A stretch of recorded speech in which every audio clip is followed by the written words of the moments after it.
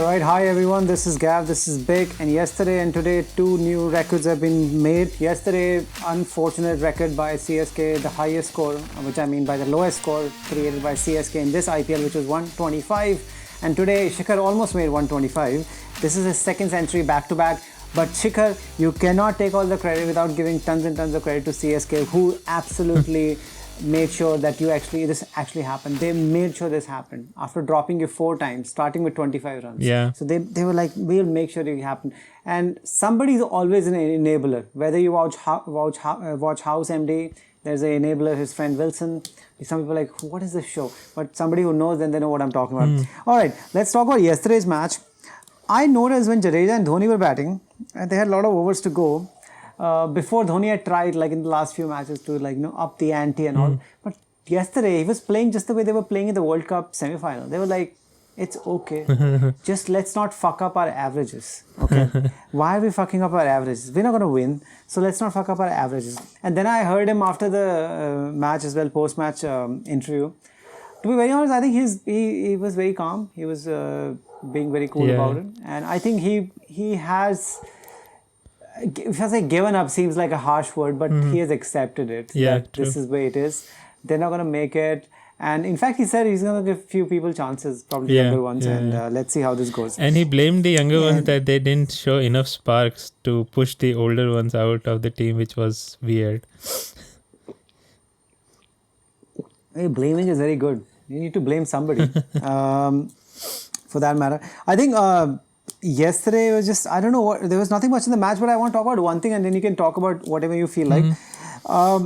Picking on to whatever we talked about the other day, and I was giving shit to Particle, not because Particle is shit, but I was saying that let's not keep praising people. And what is happening is that people praise people, which is fine, which is perfect. I think they need to tone it down a little bit, because it goes to people's head very quickly. Plus, when you're Indian, everybody just suddenly loves you. Okay, because they've been treated that way. Other thing is tone it down, and also when they do shit, talk about it. Don't be so scared. Okay. I know you're in India, your jobs are probably dependent. Somebody actually probably signed a clause that you don't talk shit about Indian people. We are very sensitive. I think they are worried about it. It's very obvious they're worried about it, because same commentators, when they're commentating in England, South Africa and Australia, they don't seem to be talking in the same tone. And that's the reason why the best commentators don't even come here. I mean, I never see, for a decade, I've not seen Ian Chappell, who is literally one of the best commentators. I don't see, I mean, Tony Gregg and everybody's already gone, but I don't see the best commentators here. We see Sunil Gavaskar, and his son apparently has been commentating. What is happening? Talk about fucking nepotism. All right, I want to talk about the fact that Butler comes in, and it was 28 for 3 and 4.3 overs. Trust me, although this chasing, they didn't have to chase too much, but once you lose 3 wickets and you are RR, you don't have confidence, you don't have, like, you've not won championships apart from the first one, which Shane Warne was there. And there's a lot of pressure. The guy comes in, exactly plays, shows... It doesn't change his game style, doesn't panic, doesn't do anything. He just does exactly what he does. He's ready to get out, doing what he's doing, but he does not change. People always say you change according to how many wickets. No, you play the game, you play the ball. So he plays the ball. My point is not that. The point is that this is the difference between Particle and Butler. Butler has been in and around for a decade, okay? There's a difference. So it doesn't make Particle shit. It ensures there's a difference between, I've just come up with this word, I've coined this word, experience and express-erience. So these people like the express-erience, which is the Particle, and their real experience, because you know very well, Bikram, how much shit Butler has taken in his life, particularly in the test cricket, right? You know how many jokes he has taken. Every time he used to come out to bat, people were like, oh, why is this guy in? Why is this guy in? You know, and I follow it much more closely. So they're actually saying that he's very pally-pally with the guy who actually selects and the guy who's in charge of the ECB and all. And that guy's like, in fact, they make fun of it. They talk in funny way, but they say like he always wears Joss Butler pajamas. And he's just putting all his house on his Joss Butler. And Joss Butler has so many bad innings in test matches, and he's taking a lot of shit. So he's used to it. Particle is not used to it. Particle needs to take the shit, and then it will happen. Before I come back to today's match and attach another thread to it and talk about Tushar Deshpande, unfortunately, I never said it in the podcast because, I don't know, because I miss out on points. But I can tell you, Bikram, that I've not even spoken with you directly. But when I saw Delhi, and I've always said Delhi seems like the most strongest team, if there's one person I was not very keen on, it was Tushar Deshpande. Because I was like, who is this guy?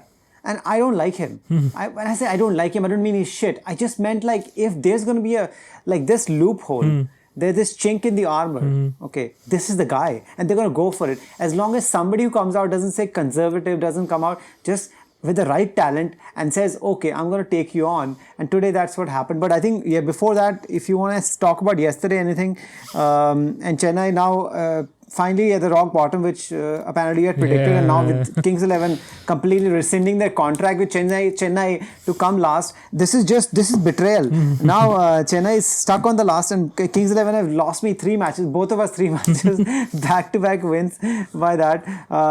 So yeah, over to you.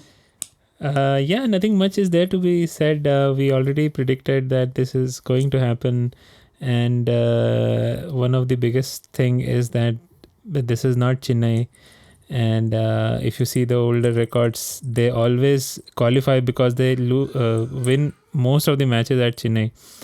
And this is not happening this year. Plus, you said it in the first podcast which we did for IPL that you don't find anyone who seems to be hungry enough. And there's one thing, there was this guy called Jagdishan who played decently against RCB, and next match he got dropped, and I don't know who came in for him. I don't remember, but I mean, when Dhoni blamed youngsters yesterday, said they didn't show any spark, you can't just have a player for a couple of matches and expect that they show some spark when the whole team is doing so badly. So that was very weird when I was thinking that they will, stick with Jagdishan because remember the other guy, what was Gaikwad? They stuck with him for like 3-4 matches, and he was not at all good. I mean, he was not at all confident. But Jagdishan played actually well in the RCB match which they lost. So yeah, I mean, very strange decisions this time around, and this is where you see when the team is under so much pressure and they're losing, then only you see the character of the captain and how. I mean, he's a great captain. I'm not talking about that, but right now in IPL in this situation, and we have a whole podcast on Dhoni. So if you want to know like why we are picking on Dhoni again and again, we both loved him for a long time, and after that, once he changed, he became this very conservative person. So yeah, it's definitely predictable result, and RR played really well. Sanju Samson again failed, so he is consistent in his failings.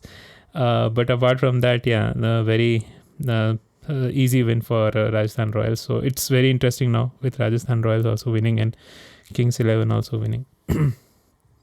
Yeah, it's been a pretty terrible season for him. If you can see, he's just made like 160 odd runs in this IPL. So it's been pretty poor. Okay, I don't want to talk about. I just want to get back to today's match. I think what was surprising for me that because see, sometimes what happens, somebody makes a century and they eat up a lot of deliveries. I think he did not eat up a lot of deliveries, and he played really well. And even when he was getting near the 100, he was really going for it. If you really see, he took 61 deliveries and he made 103. 106. How many runs did he 106. 106. So rest of the team took 59 deliveries to make 58 runs. So just not good enough, right? Just not good enough. So when the total ended at 160, I was like, is this the team which supposed to be like swashbuckling, and their main player actually makes 100 back to back and actually doesn't even eat up any deliveries, and then you make one. They should have made at least 25 extra runs, because then you put somebody else in because somehow if somebody makes a century, you like, this is going 200 man, because that's what happens, right? Because once somebody is already holding an end, also scoring very quickly, what the hell are you doing on the other side? Right. And today again another situation of where our favorite Prithvi failed once more. So I think you've said before that he needs to take a bit more time. There's no point of him being there if he's going to take some time. He needs to get the goddamn runs, because if Prithvi is there getting 22 of 20 deliveries or 20 of 22 deliveries, there's no point. Anybody can do that. Kota Rahane could do that, right? There's no point of him being there at the first place. The only reason he should be there is he scores a half century or 19 or 22 deliveries. So I think today one thing commentator also said correctly, thank God, because which I said on the last podcast, you don't fix your fucking thing in the next match or the next match. You take the entire year and you fix your goddamn problems, because your feet are not moving. You're all over the place. And at the end, you just want to be this flat wicket bully, because whenever the moment the pitches started becoming a bit more difficult, he's getting found out, and it's very obvious. It's been always obvious to me from the first time I ever seen him 2 years ago. It was very obvious. He was just like swashbuckling, fearless player, but you need to be fearless. I think he does not. He needs to not change that, because if he changes that, then he becomes Robin Cheese Uthappa. Okay. Then I don't want another Robin Cheese Uthappa from there, half his height. So that's not going to work out very well. And although in the post-match conference again, what's his name? Shreyas did mention Deshpande, which is, I think, is fair enough. You shouldn't be so shy. There's a reason. But don't you think it was his bad captaincy outright? Because he's putting Deshpande on for the 4th, 5th over when they already matchups are there, and Ashwin has gotten out this guy a gazillion times. Then he put Deshpande on, and I happened not to see that onslaught, but I'm just going through the commentary, and it says he bowled like back-to-back short deliveries. Yeah. And he's not even like expressed. What the fuck are you thinking? And then when he bowled 3 back-to-back deliveries, why doesn't Shreyas Iyer goes up to him and is like, dude, what the fuck are you doing? Yeah. What the fuck are you doing? What do you forget? And for the 5th over, they put this guy in and this guy, and I think the match changed there. Completely match changed there. After that, the run rate pressure was not there. Then Pooran comes in, because Pooran doesn't give a shit anyway. So now when the run rate pressure is not there, and Pooran's like, even if I get out, people can still take care. And if I don't get out, then even less run rate pressure. And then Pooran did not get out. He did get, eventually I found out that Mayank got himself out. It wasn't Pooran's fault. But Pooran really destroyed the match completely. Yeah. No, it's Pooran's call. I don't know what you're thinking or something. It's Pooran's call, because ball goes behind. So Mayank is ball watching. And then he just stops. And because Pooran's like, what the fuck are you doing? Then eventually Mayank realizes that I just got to run, because Mayank could have stopped. He was not selfish. If you're getting confused about not being selfish, yes, he wasn't being selfish, but it was his fault, because he's the one who stopped. It was Pooran's call, because Pooran's running at the danger end. If you're running at the danger, it's your call, and it was his call, and he stopped. And then eventually Mayank did the right thing. He said, okay, I'll just let go of mine. And then he said, I might as well get myself injured also as well. Now that, a double whammy. So, by the way, what is wrong with Nokia? Yeah, I know. I'm not sure. Everyone was asking about it, but I didn't see any. What is wrong with these commentators? What is the use of these fucking commentators? They don't know anything. Exactly. They absolutely are fucking clueless. What are they fucking drinking soda all day? And then, can you please find out what is happening? These guys are clueless. Like, I know more than these idiots, and I'm like working entire day. Jesus fucking Christ, man. I get zero money from this fucking podcast. You get zero. What is wrong with these fucking people? Sunil Gavaskar, you get paid fucking crores of rupees. He gets paid more than fucking Patrick Cummins, man, for fuck's sake. So this guy, all to say, he should not have played that shot. If he goes for 6, what a wonderful shot. If he gets out, he should not have played for that. Oh, that's a half volley, but it still needs to be put away. Yeah, your son needs to be put away, and you also need to be put away in a fucking casket, for fuck's sake, mate. So, what the use of these idiots? Yeah, that's what we mentioned in last podcast, but I'm like, this is just useless. Yeah. We have no idea. Do you guys not do any kind of homework? What the fuck, man? I'm like, they're also they're like bouncing out ideas. One person said that the lady comes in, there's a token lady commentator they'll put in there, so like looks good and shit. She is just as shit as all of these people, right? So it's just embarrassing, and all the white people, which I generally like them, but then they're even bigger pussies when they're doing commentary for like fucking IPL. So I don't know who is even worse. It's just crazy.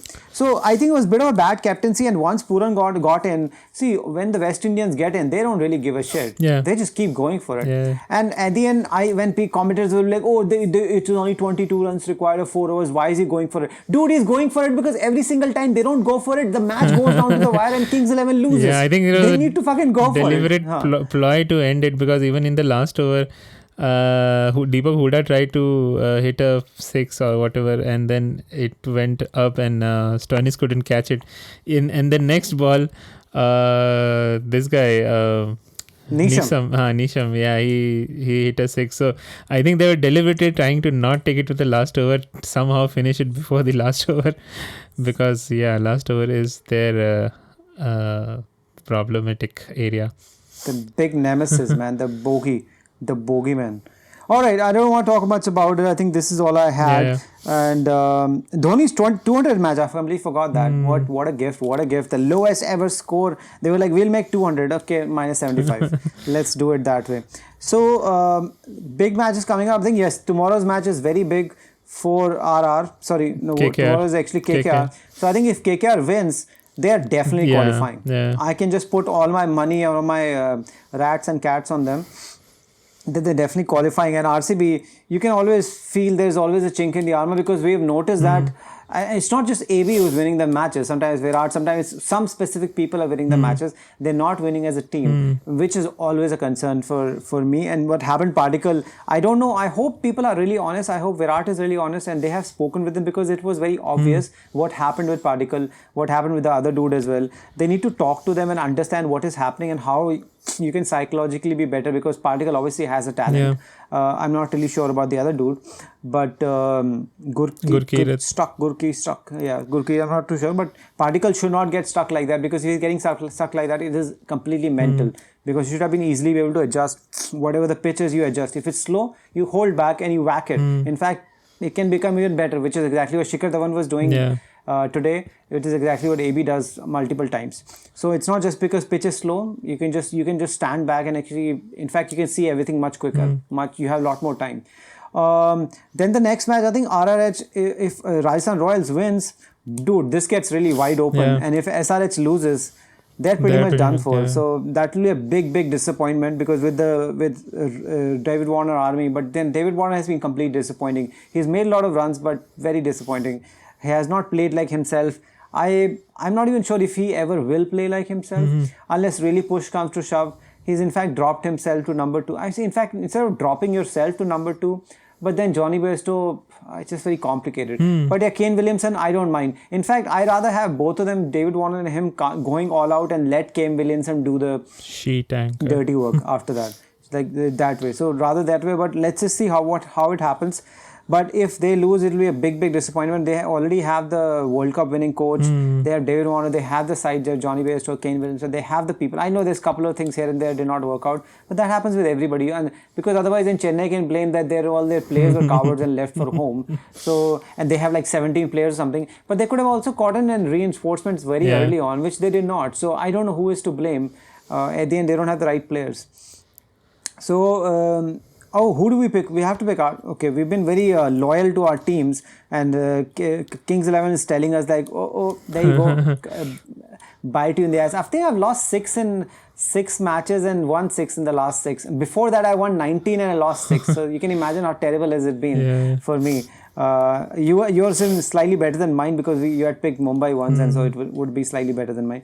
But yeah, I won 19 and I lost 6, and recently I won 6 and lost 6. That's just been terrible.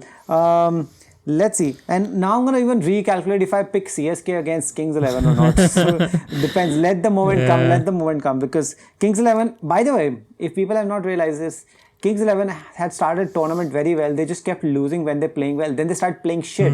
Now they've beaten all the top teams. Yeah, they have. And RCB twice. Who is to say? So they've beaten Mumbai, they've beaten DC, they've beaten everything. And it happens so often, right? That the worst team will actually come out and say, because there's no fear. Because there's no fear, exactly. Today they were playing with no fear. They were not playing Kumble innings or anything. And also another good thing is, it's good thing that Rahul got out and not everything was on Rahul, because there's so much pressure and people are sitting on their ass for a long time. They come out, they're like, suddenly they have to start. Now there's enough overs there, and there was no run rate pressure thanks to that Deshpande dude.